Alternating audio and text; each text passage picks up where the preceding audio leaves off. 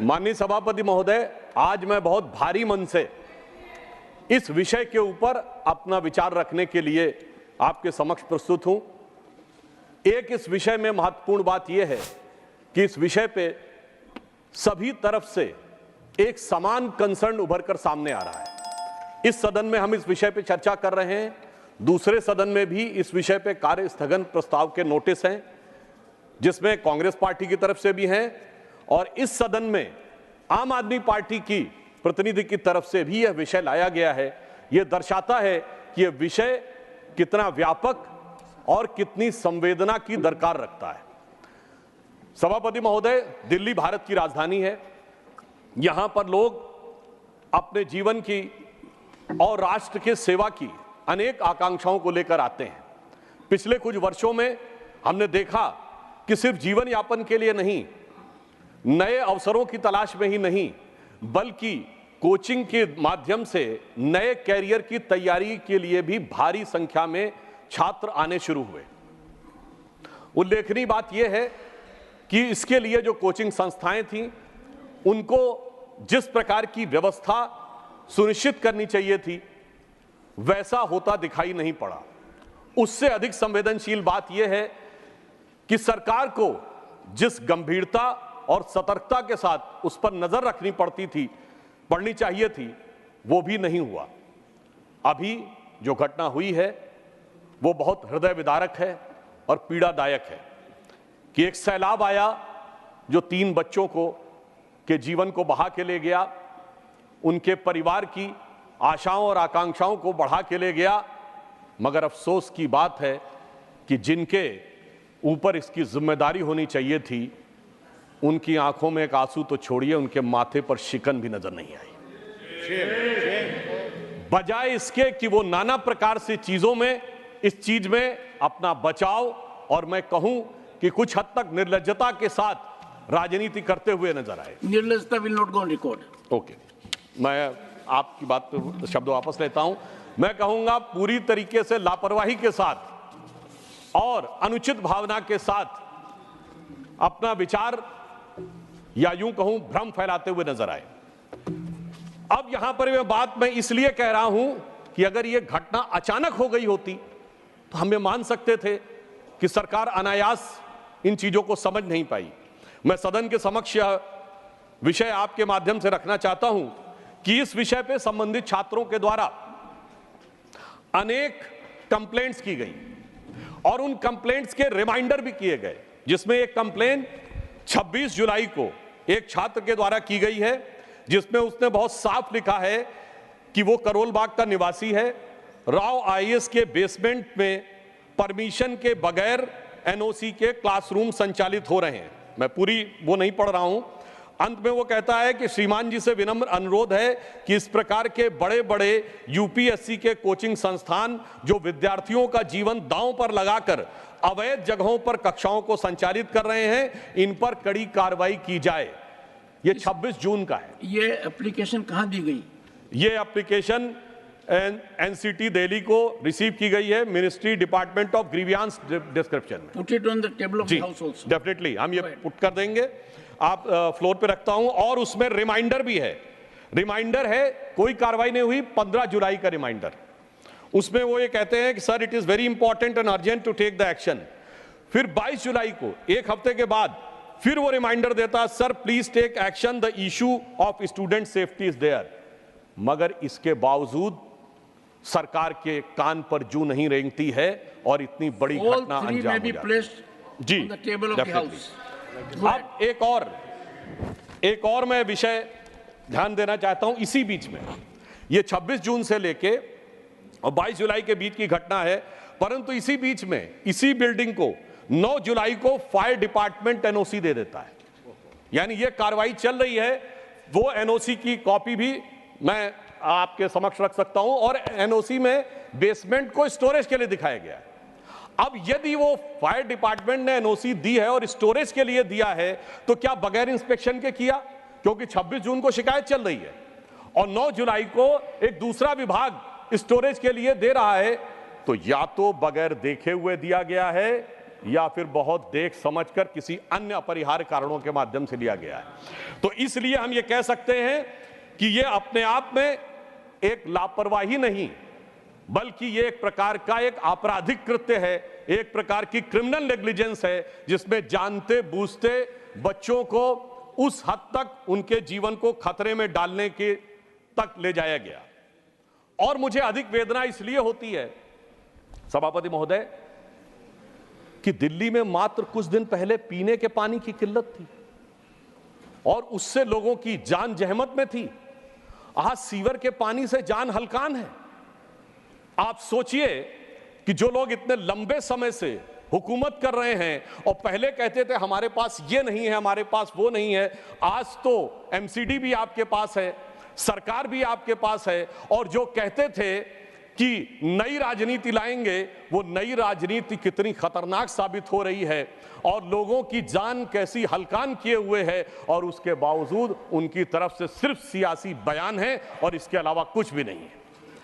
मैं ये भी कहना चाहता हूं महोदय, अभी हम लोग जुलाई के महीने में 6 महीने बाद जाड़े का दौर शुरू होगा, सांस लेने की भी तकलीफ होगी। यानी पानी का विषय हो, जमुना की सफाई का विषय हो, या सांस हवा की सफाई का विषय हो, सारी बातों पे सिर्फ बातें होती रही हैं और समय के अनुसार ये अपना स्टैंड समय समय पर चेंज करते रहे। यहां पर मैं एक और बात बताना चाहता हूं, यदि किसी व्यक्ति के साथ कोई हादसा हो जाए, मान लीजिए उन बच्चों के साथ यह स्थिति हुई, आप अस्पताल ले जाना चाहें, तो मैं बताना चाहूंगा कि मीडिया में रिपोर्ट अवेलेबल है कि हाई कोर्ट ने इस पे टिप्पणी की है कि बहुत कम। एक सेकंड जी माननीय सदस्य, ये गंभीर विषय है और सदन में 2 बातों का ध्यान रखना पड़ेगा। एक तो आप विषय पर ही बोले और दूसरा मीडिया रिपोर्ट को आधार नहीं बनाए। आप वही सर, ये हाई कोर्ट के जजमेंट को कोट कर रहा हूं। नहीं, जजमेंट की कॉपी आपके पास, उसकी प्रतिलिपि रखनी पड़ेगी जी, क्योंकि मीडिया में कुछ भी आ जाए उसको आधार मत बनाइए। सर, हाई कोर्ट ने इस बारे में बहुत असंतुष्टि व्यक्त की है पूरा कि जितनी हाई कोर्ट ने इस विषय को लेकर बहुत असंतुष्टि व्यक्त की है कि जितनी प्रकार की आबादी है उसकी तुलना में अस्पताल में सीटी स्कैन की मशीनें बहुत कम है। यह वेल नोन फैक्ट है, पब्लिक डोमेन। और इतना ही नहीं, मैं तो कांग्रेस के प्रदेश अध्यक्ष का बयान कोट करना चाहूंगा, जिसमें उन्होंने कहा था कि 32 अस्पतालों में से 68 ऐसे हैं जहां पर ऑपरेशन थिएटर काम ही नहीं कर रहा है। यह कांग्रेस के प्रदेश अध्यक्ष का बयान। अर्थात ये मैं सिर्फ ये बताना चाहता हूं, लोगों की जान के प्रति लापरवाही का विषय की सीमा तक है और उस सीमा पर चलते हुए ये स्थितियां इस प्रकार की आती हैं कि नोटिसेस छात्रों के द्वारा हैं, आगाह जनता के द्वारा किया जा रहा है, परंतु उसके बावजूद हमारी दिल्ली की सरकार इस विषय में किसी भी प्रकार का कोई प्रभावी कार्रवाई नहीं कर रही। आज मैं आपके माध्यम से पूछना चाहता हूं कि दिल्ली सरकार के पीडब्ल्यूडी डिपार्टमेंट और एमसीडी को, क्योंकि इसमें जो मुख्य कारण रहा, सफाई नहीं की गई, सीवर में स्लिटिंग की सफाई नहीं की गई, जिसकी वजह से सीवर का पानी बैकफायर किया और मात्र 2-3 मिनट के अंदर पूरा का पूरा बेसमेंट जिस तरीके से भर गया। इसमें 2-3 पक्ष हैं। पहला, बेसमेंट पे काम करने की परमिशन किस डिपार्टमेंट ने दी? दूसरा, यदि वो परमिशन दी गई, क्या उसके बाद कोई इंस्पेक्शन नहीं हुआ? तीसरा, कि यदि उसके ऊपर कोई शिकायत की गई तो उसके ऊपर कोई कार्रवाई की गई नहीं। और चौथा, आसपास के सीवरों की जो स्लज थी उसकी सफाई की गई या नहीं, इस बारे में जानकारी या सदन जानने की आवश्यकता रखता है, क्योंकि इन चारों चीजों ने मिलकर उन 3 बच्चों की जान के साथ खिलवाड़ किया है। मगर अफसोस की बात यह है कि हमारी सरकार दिल्ली की जो इतना प्रचार करती है कि हमने ये किया, हमने वो किया, मगर आज तक वो ऑथेंटिक डाटा नहीं दे पाए कि सीवर्स की, स्लज की सफाई के लिए उन्होंने क्या काम किया है, जिसकी वजह से इस प्रकार की घटनाएं ना हो। जब से वो सरकार में आए हैं, ये एक वेल नोन फैक्ट है कि जल बोर्ड का घाटा 74,000 करोड़ रुपए हो गया है। यानी एक तरफ आपके संस्थान निरंतर घाटे में जाते चले जा रहे हैं, दूसरी तरफ उसमें भ्रष्टाचार के आरोप लगते चले जा रहे हैं, तीसरी तरफ शिकायतें आती चली जा रही हैं, और इसके बावजूद भी उनके ऊपर किसी प्रकार का कोई प्रभाव नजर नहीं आ रहा है। इसलिए यह आवश्यकता है कि सदन इस विषय के ऊपर बहुत गंभीरता से विचार करे।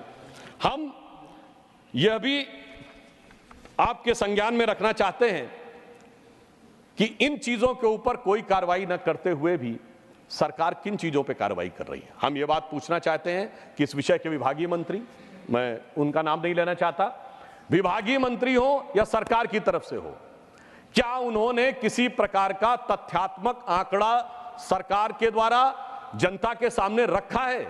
नहीं रखा है। उन्होंने आकर सिर्फ बयानबाजी की है। यह दर्शाता है कि उनका उद्देश्य वास्तविकता, क्योंकि वास्तविकता तो वो मेरे विचार से सभापति महोदय सामने रखने की स्थिति में ही नहीं है, और उन्होंने इस विषय पे कितना मद में व्यय किया है मैं आपके माध्यम से पूछना चाहता हूं कि सीवर की सफाइयों को लेकर उन्होंने कितना व्यय किया, जबकि यह बात लोगों की जानकारी में उपलब्ध है कि दूसरी चीजों पे बहुत व्यय किया है। एडवर्टीजमेंट के ऊपर 2012-13 में जब कांग्रेस की सरकार थी तो 13-14 करोड़ रुपए व्यय होता था, अब 568 करोड़ रुपए व्यय। मैं पूछना चाहता हूं कि बिल्डिंग्स के कंस्ट्रक्शन के ऊपर, जांच के ऊपर, सीवर के ऊपर कितना उन्होंने व्यय किया है 2021 में?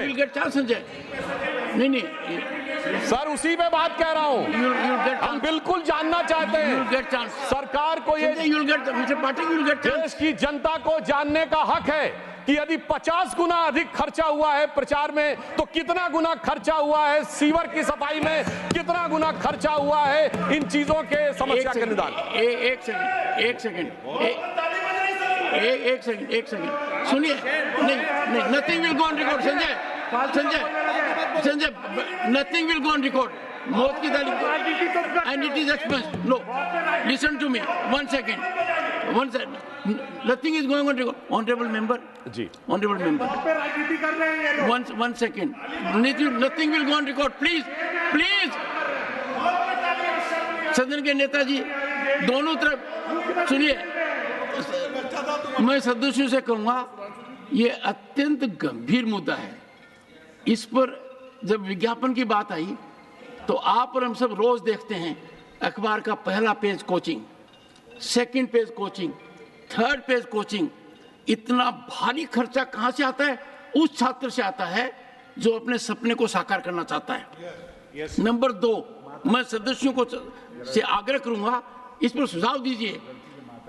सीमित दायरा है कोचिंग का, जहां आवश्यकता इस भारत को स्किल की है, स्किलिंग के लिए इतना कुछ हो रहा है, कोचिंग एक सीमित दायरे में सभी को उसमें डाल रहे हैं।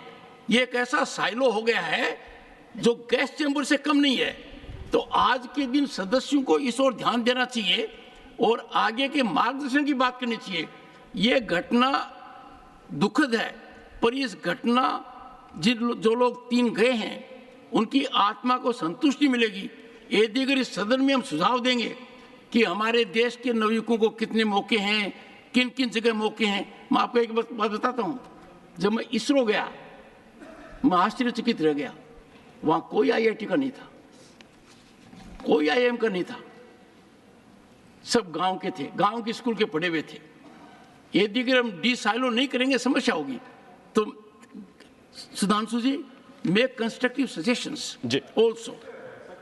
सर, मैंने यह विषय के संदर्भ में ही कहा है क्योंकि समस्या जल निकासी के कारण हुई।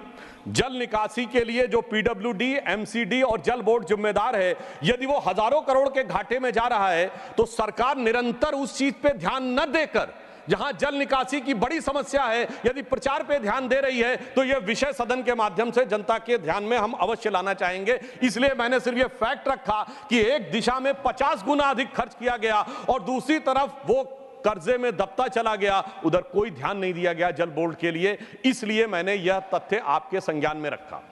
यहां पे मैं यह भी कहना चाहूंगा, मैं विषयांतर में नहीं जाना चाहता था, परंतु हमारे माननीय सदस्य ने कहा तो मैं यह भी कहना चाहूंगा, इसी दौर में सैकड़ों करोड़ का शीशमहल बन के तैयार हो गया मगर सीवर की सफाई नहीं हो पाई।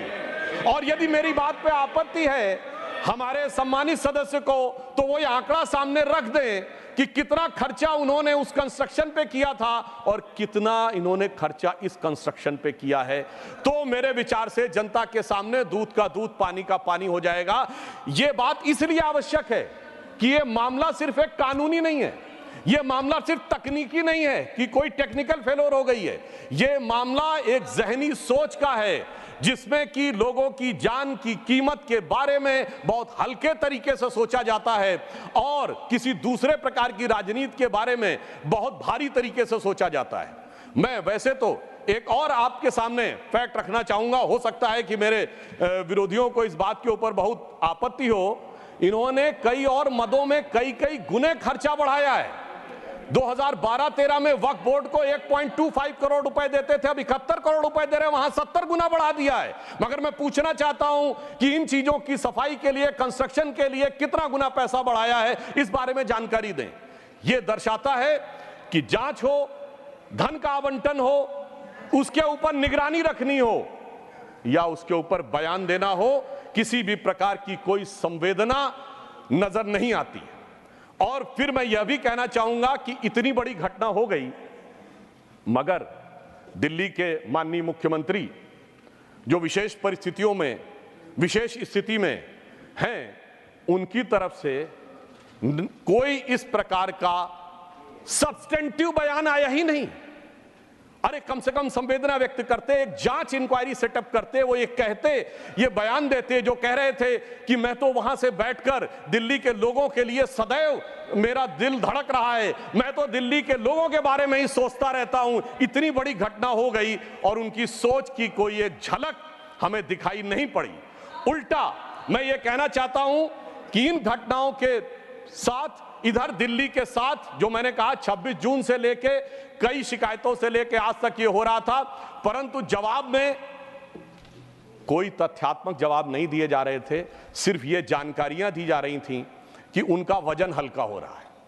मुझे लगता है कि अगर उन्होंने अपने कामों पे ध्यान दिया होता तो मैं उनके अच्छे स्वास्थ्य की कामना करता हूं कि वो स्वस्थ रहें, परंतु मैं कहना चाहता हूं यहां वजन हल्का होने का विषय नहीं है, यहां किरदार हल्का होने का विषय है। और जिस प्रकार का आचरण आम आदमी पार्टी ने दिखाया है, वो निश्चित रूप से उनके आचरण के और उनकी सरकार के परफॉर्मेंस पे संजय बिल्कुल महोदय उस पर चर्चा हो रही है। नहीं देखिए, क्यों, इसमें कौन सी बात है महोदय? अगर महोदय मैं आपके माध्यम से कहना चाहता हूं महोदय, सुधांशु जी मेरे विषय, मेरे एक सेकंड सुन Sanjay, nothing is going on record. Sanjay, nothing is going on record. बैठिए please, let us please Sanjay, take your seat.